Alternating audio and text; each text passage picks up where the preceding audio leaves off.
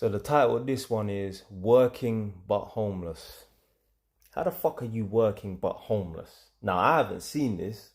Like 99.9% of the other reactions I do. But how the fuck are you working but homeless? What, you can't afford a room that's £500-600 a month? What are you doing? Working 1 hour a day per month? The fuck, blood? So working but homeless, the carpenter forced to sleep on trains. He obviously ain't fucking cutting no wood. Daniel wants to look like a normal commuter. He is a working man. But this is also where he sleeps. Fam, the man doesn't even look English. He looks Polish to blood clot. He calls this the zombie hours, napping in carriages, waiting on deserted platforms. We've been following his footsteps, his battle to blend in. The man is rolling around. One sec.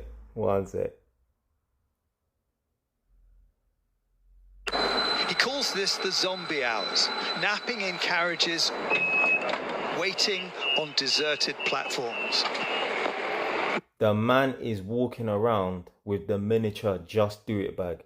Yo, the girls in my school when I was in year 9 and year 10 used to walk around with the fucking Just Do It bags. And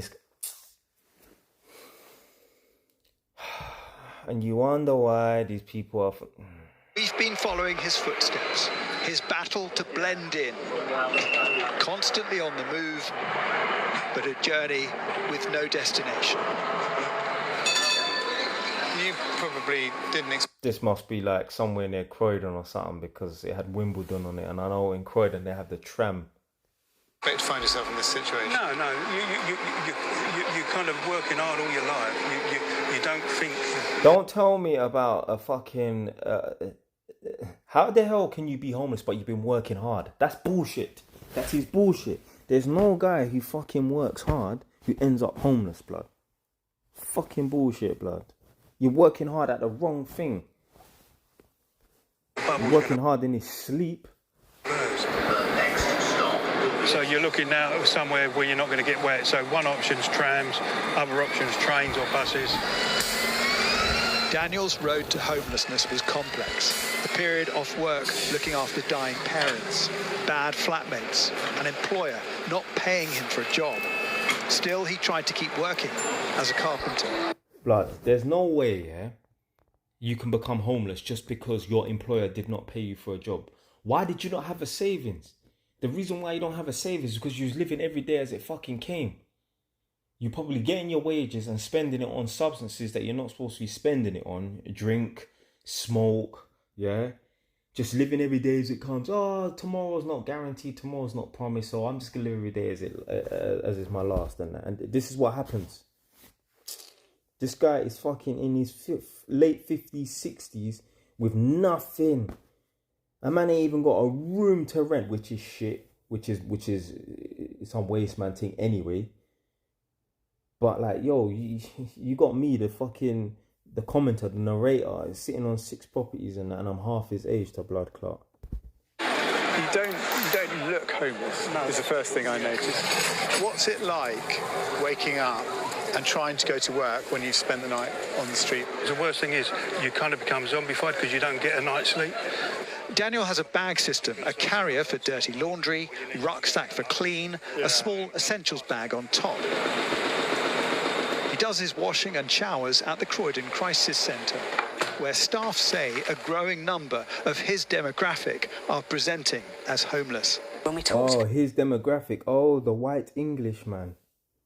People experiencing homelessness, there's the kind of stigma. Is that a fucking man or a woman, blood?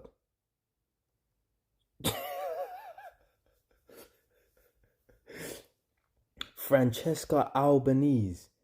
Francesca, we don't know her fucking gender needs. What the fuck, blood?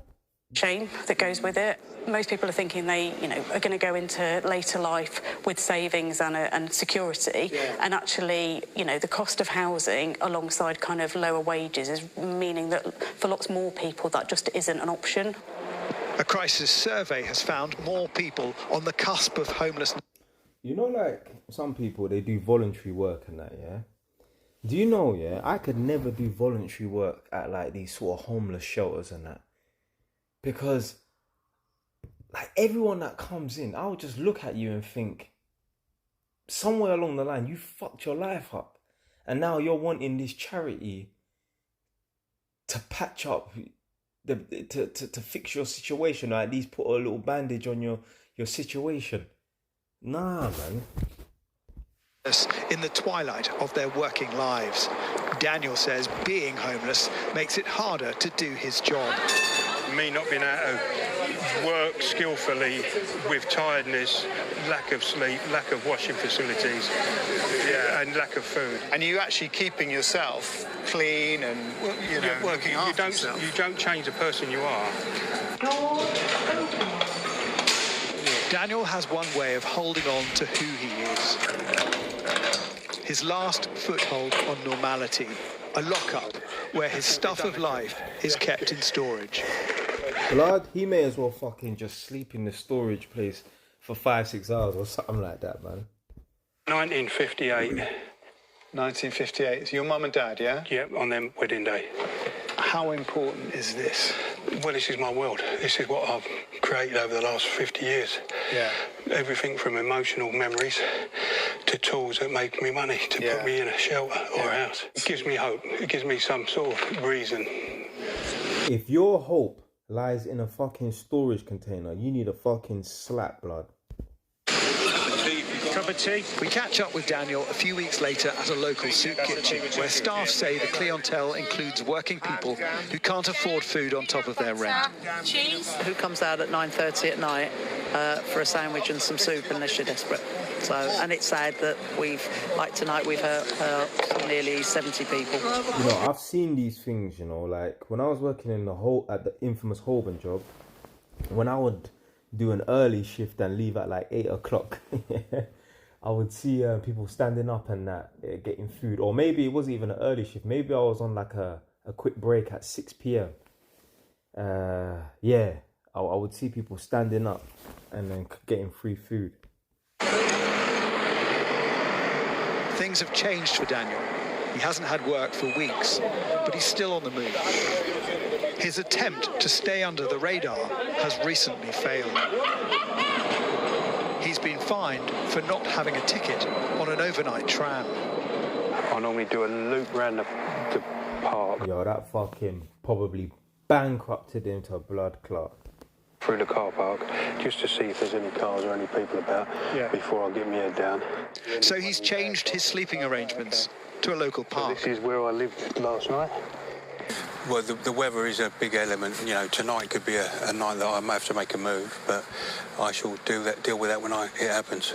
Daniel tucks in. Bed down, fully kitted up, because you don't know when you've got to make a move. And chains his...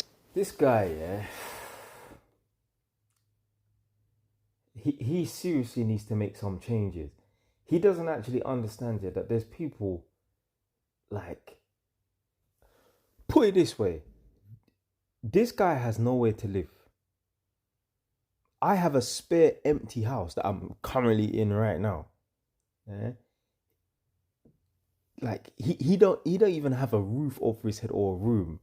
I've got a spare house. This is just fucking craziness, blood. Essentials bag to his belt. And you wouldn't hide yourself in the bushes? Why would you do that unless you're up to something dodgy? I don't know, just so that people wouldn't see you. No, well, listen, I'm homeless, so it's...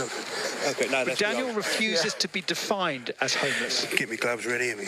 He is a skilled contributor to society. A man who can make stuff. He's in fucking denial, blood.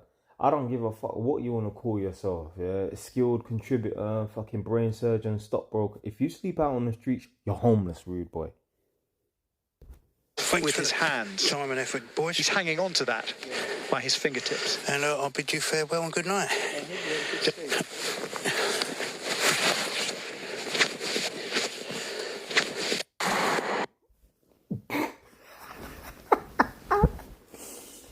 Boy. Alright. It's 1:11 in the morning. Good night, guys. Stay wise. Ton, though.